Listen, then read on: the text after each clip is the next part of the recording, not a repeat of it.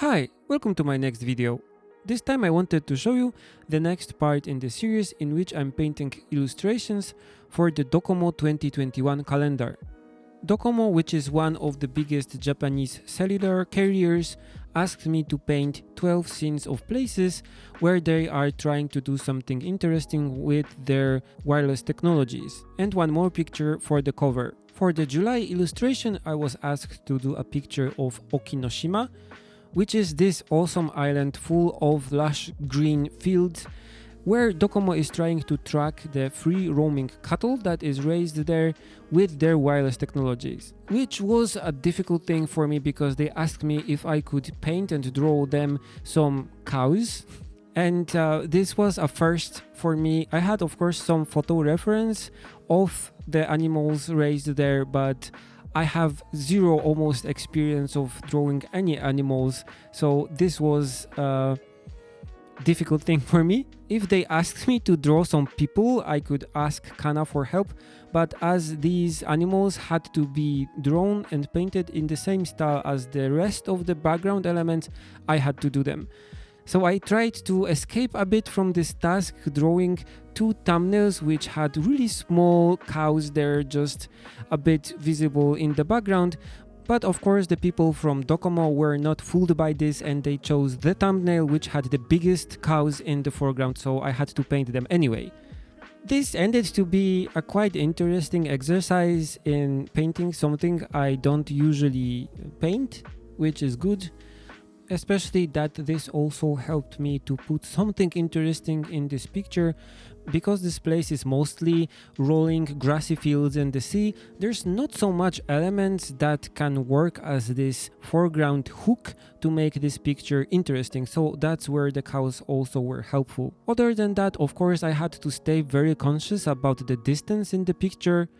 I had to make the part of the island that's visible in the background seem like it's in the background without making it too foggy or desaturated, because this was supposed to be a sunny day in July. To achieve this, I put a lot of attention to the amount of details I painted in the background and in the foreground, so I tried to make the cows and the grass in the foreground as detailed as I could make them, and on the other hand keep the background part kind of simple and made of simple shapes.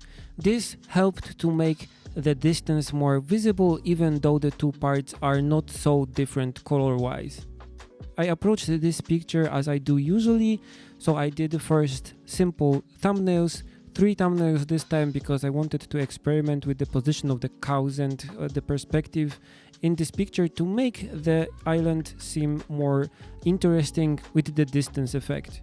Then I did a color rough which I presented to the DOCOMO people after they accepted the first thumbnail. And when the color rough was also accepted, I made the file bigger to the final resolution and then started to add details to the whole picture. Because a lot of things in this picture required me to paint details, almost everything here, including the hills in the background, the sea and the foreground also, have some details on them. I had to spend a lot of time adding the details in this picture, so it took me more than 11 hours only to add the details, so only the last part of the painting process. Painting pictures like this can be a bit like meditation. When the color rough is complete and I know more or less what I'm doing here, I can just forget about everything, turn on a podcast or an audiobook and just start adding details. I still have to be careful not to add too many details and not to overdo the picture. So I rarely do this. Mostly I prefer to concentrate on what I'm doing, to focus on what I'm doing, so I avoid distractions.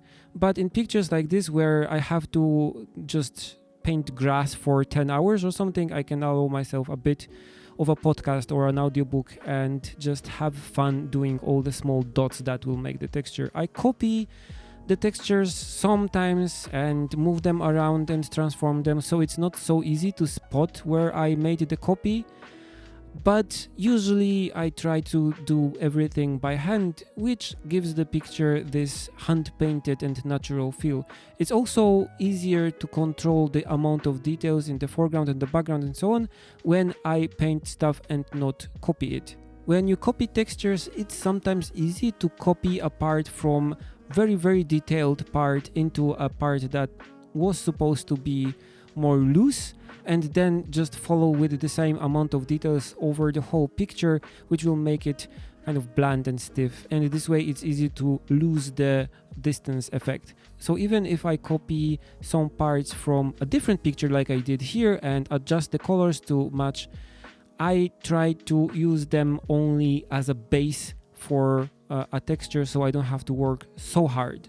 Anyway, this picture was a nice trip into painting something that I don't paint usually, a scene without any buildings and with animals, so something completely new and refreshing for me. Okay, have fun watching the rest of the painting process, and I'll meet you at the end of the video.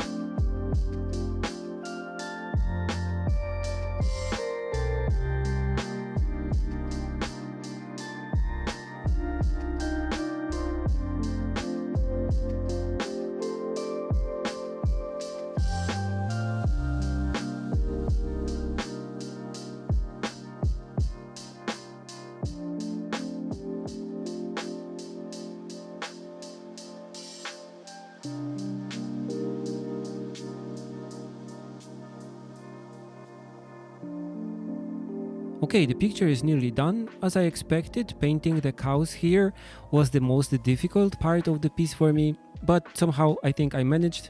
The only thing was that in the first version, you can see here I painted the right cow kind of looking left over its shoulder kind of, but the people from DOCOMO wanted me to paint it in a more natural kind of relaxed pose, so in the end I had to go back into this and fix it a bit. So in the end of the video, you will see the cow with its final form. Overall, I'm pleased how the picture turned out. Even though that it was a difficult piece for me to paint, I think I managed to achieve the distance effect that I aimed for using all the detail control, and also thanks to the sky in the end that I did, with the clouds just going there into the distance in perspective. I don't think though that grassy fields and animals are my favorite subject. Okay, that's it for this video. I hope you liked it. As always, feel free to comment, share and subscribe, and you can also support me on Patreon. It's your support on Patreon that allows me to spend time making these videos. There are already 7 videos in this DOCOMO series on my channel, and there will be 6 more coming. Okay, see you in the next one. Bye!